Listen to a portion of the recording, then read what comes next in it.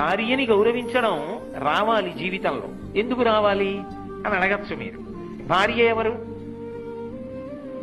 ఆమె నాతో కలిసి పుట్టిందా? నాతో కలిసి పెరిగిందా? నాతో కలిసి చదువుకుందా? ఎక్కడో పుట్టింది, ఏ ఊళ్ళోనో. నేను ఓ జిల్లా వాడిని అయితే ఆమె ఇంకో జిల్లాకి చెందిన పిల్ల. అసలు ఆ అమ్మాయి ఎవరో నాకు తెలియదు.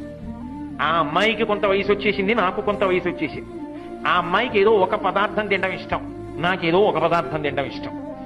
కానీ ఈయన భర్త అని నేను ఆమె మెడలో 3 ముళ్ళు వేయగానే ఆమె తన ఇంటి పేరు వదిలేసింది, వంశం వదిలేసింది, తన ఊరు వదిలేసింది, తల్లిదండ్రుల్ని వదిలిపెట్టేసింది, తోబుట్టువులను వదిలిపెట్టేసింది, స్నేహితులను వదిలిపెట్టేసింది.